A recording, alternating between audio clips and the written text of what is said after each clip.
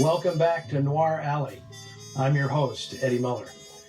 If you're expecting today's feature to be filled with vice rackets, Tommy guns, and rat-a-tat tough guy talk, well, I'm sorry to disappoint you. Our latest offering, released by United Artists in 1950, may be called The Underworld Story, but it's only marginally about gangsters. And once you've seen it, you'll realize the title is kind of ironic. Most of the film takes place in a peaceful New England town filled with simple, decent folks and one especially affluent clan of benevolent blue bloods. It's not a place where ugly, corrupt, and despicable things can ever happen, right? If the Underworld Story fits into a specific subset of crime movies, it's the newspaper noir. In particular, it has much in common with Billy Wilder's more celebrated Ace in the Hole, which came out the following year. Both revolve around crafty and cynical reporters whose tactics get them bounced from a big city paper. Both men try to outdistance their disgrace, starting over in small towns filled with folks they see as naive know-nothings and gullible rubes. Both stumble on a hot story that promises to be their ticket back to the big time. The reporter in this film, Mike Reese, may be an opportunistic cad, but the role was actually a step up for actor Dan Duryea. In the 40s, he shot to stardom playing smarmy and sinister psychos in some of the era's best noirs. The Woman in the Window, Scarlet Street, Black Angel, Crisscross, and Too Late for Tears. He was always the villain, one audiences loved to hate, especially when he slapped the leading lady, a Duryea trademark. In the Underworld Story, however, he's what passes for the hero. And perhaps for the first time ever, his character is complicated enough to have a character arc. Things happen that challenge Mike Reese's jaundiced view of the world, and he's forced to make choices he never imagined. His co-star, 27-year-old Gail Storm, is the last person you'd expect to find in a film noir, especially if you only know her as My Little Margie, the title character of the TV sitcom that made her a cultural icon. But that stardom was still 2 years away. The Underworld Story was the closest thing to an A drama she'd had in a career filled mostly with B-westerns, musicals, and comedies, dating back to 1940.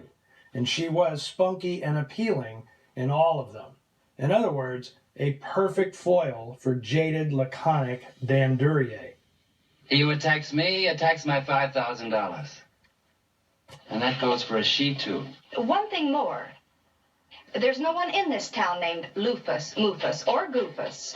The Underworld Story was brought to life by independent producer Hal E. Chester, whose fascinating backstory I'll discuss after the movie. It's based on a story by prolific mystery writer Craig Rice, with a screenplay by Henry Blankford, who'd recently written the tough little B picture Open Secret, also about ugly doings in a small American town. The director is Cy Enfield, and those of you who earlier this year saw the Noir Alley screening of his powerhouse drama, Try and Get Me, well, then you know what he's capable of. Enfield's most significant contribution to this script, and he had a predilection for rewriting the films he directed, is the addition of a racial angle. In the original story, the character of Molly Rankin, accused of a terrible crime, is not African American. But Enfield dared to push that hot button, which adds an extra level to the story. Unfortunately, Hal Chester had less guts. He caved to distributors' demands that a white actress play the part, to not hurt business in southern states.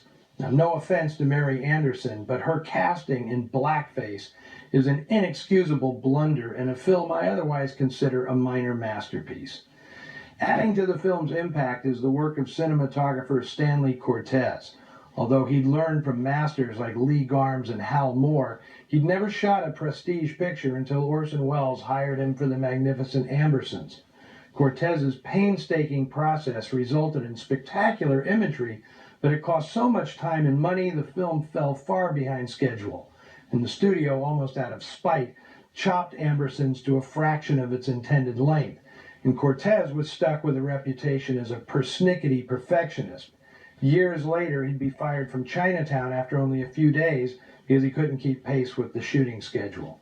Enfield no doubt hired him for the Underworld Story because he too was a friend of Orson Welles. Originally produced under the title The Whipped, and featuring typically strong performances from Herbert Marshall and Howard Da Silva. Here is The Underworld Story.